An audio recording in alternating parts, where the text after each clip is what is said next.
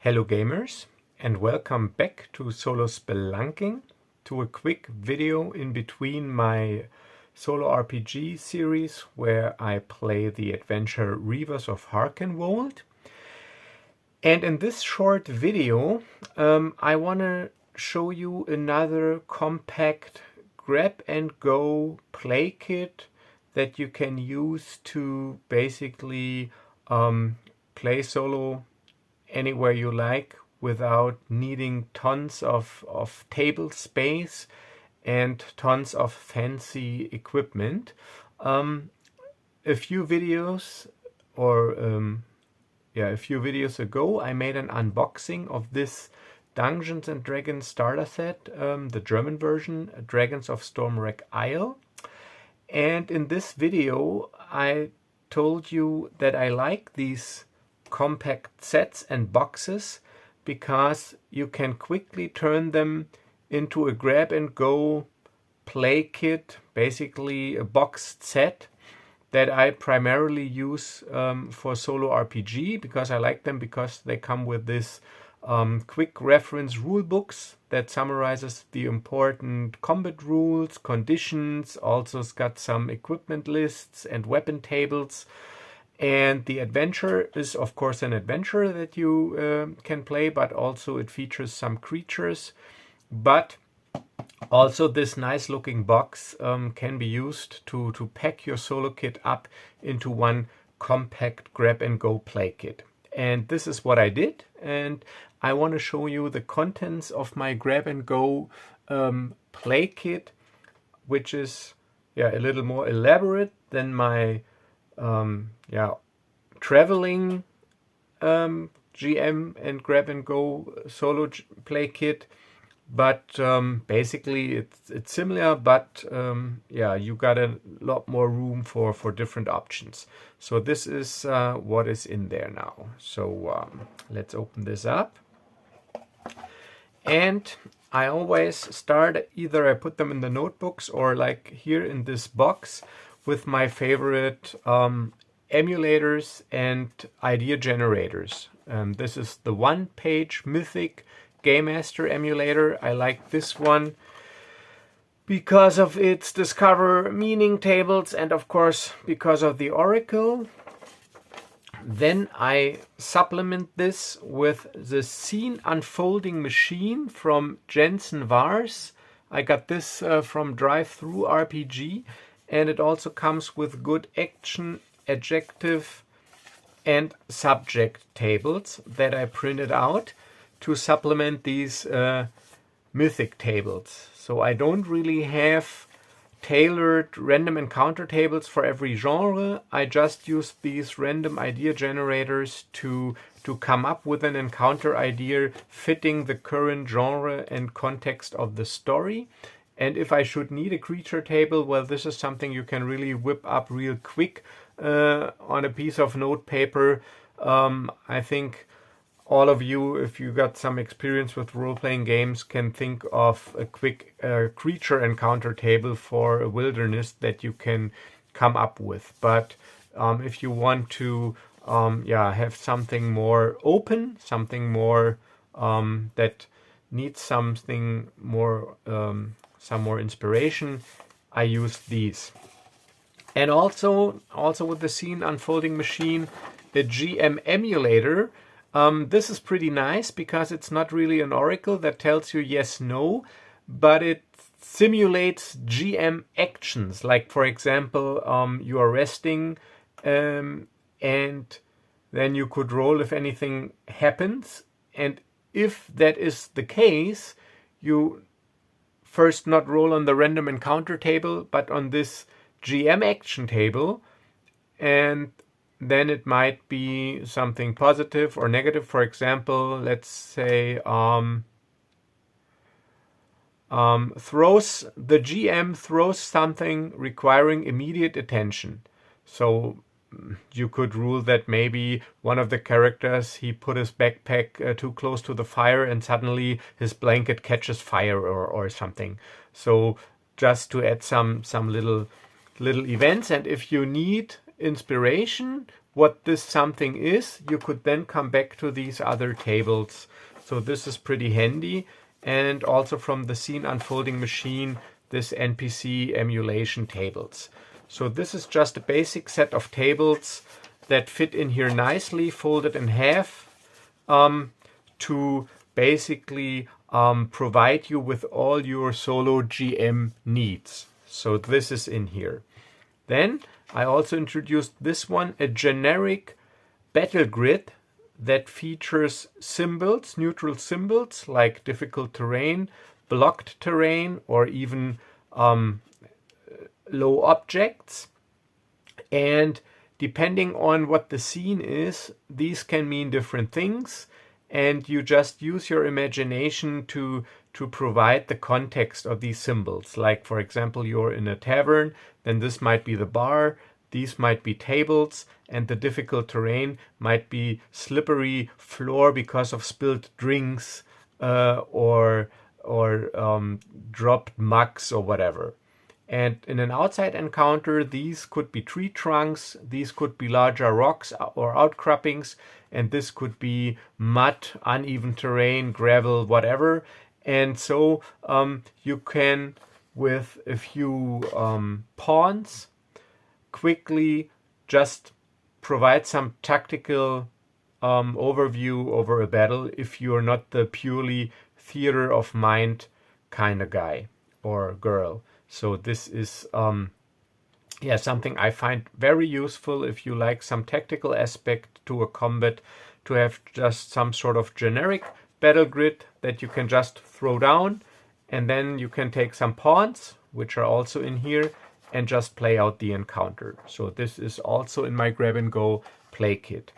Then of course the rule book, the starter rule book, which I think is very convenient because it has equipment, it has spells, at least some of them, and it has the combat rules, and it also provides you with the conditions. So you got all the rules, the most important rules, in one convenient package. So I leave whatever starter rule book comes with this box set, I leave it in there. So it might be the Essentials rulebook, the Fandelver rulebook, or in this case, this rulebook.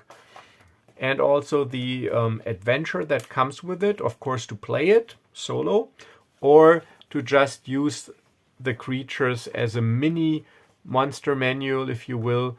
But of course, I think you could easily come up with your own stats. And now, this is a bag of generic tokens and pawns that I mentioned that I use to provide some tactical depth to an encounter. So it features, let me open this up.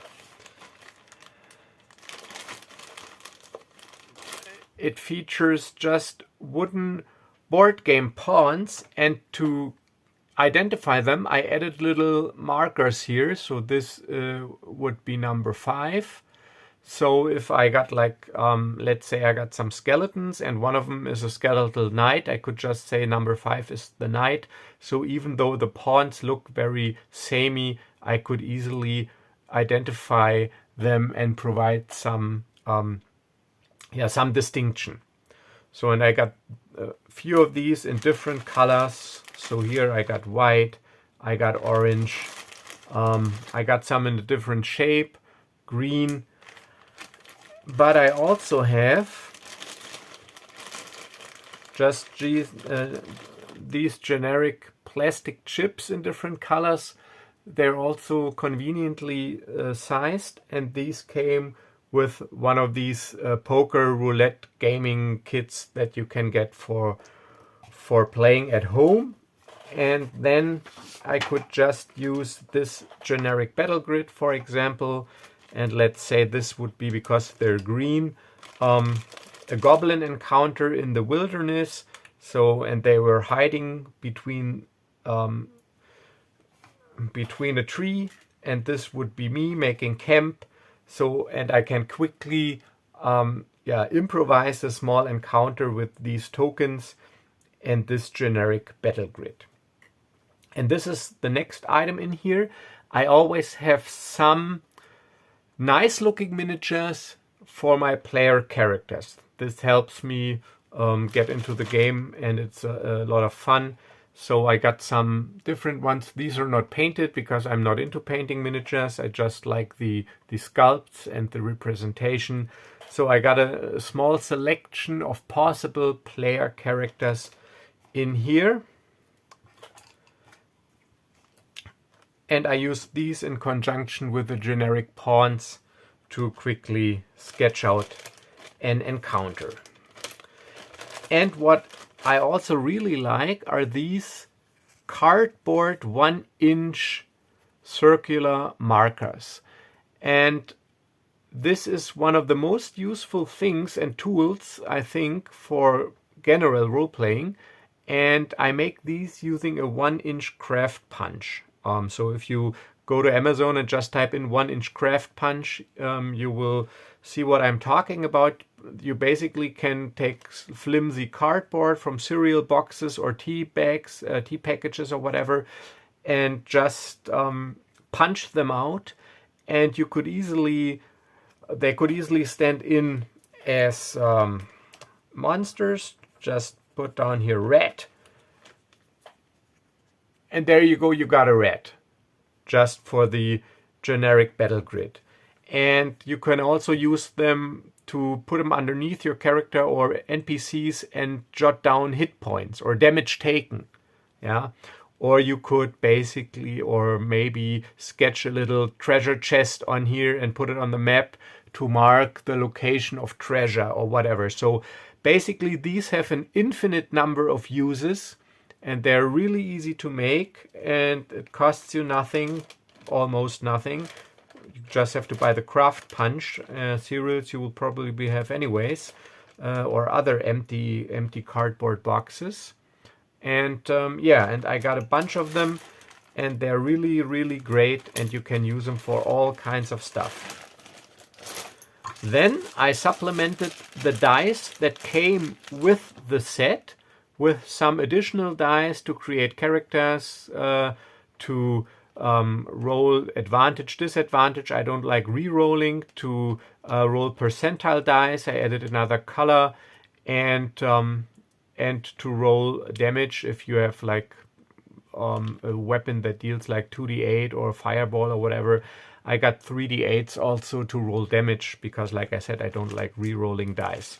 So I put these in these Ziploc bags that you can get in a grocery store to grab them real quick. Same with these tokens.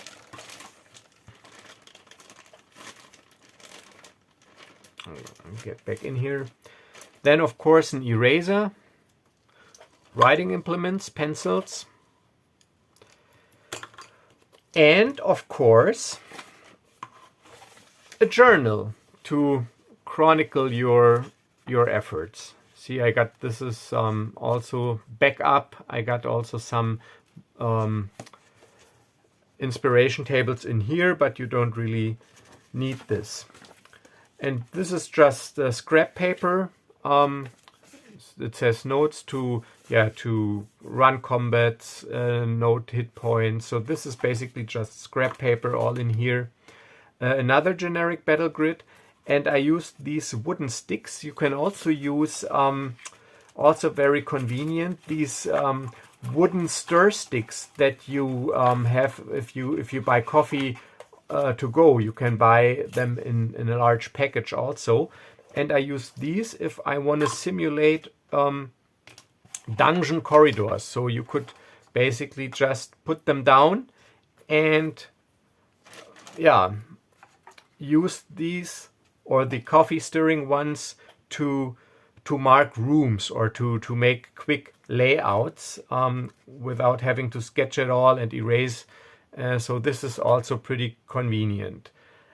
And this is basically it, the content of my newly made grab and go play kit made from the starter set that I bought. And it all packs up nicely. What I also do, I make little holes in these bags to get the air out so that they are nice and flat in here. And I think this is for my gaming sessions.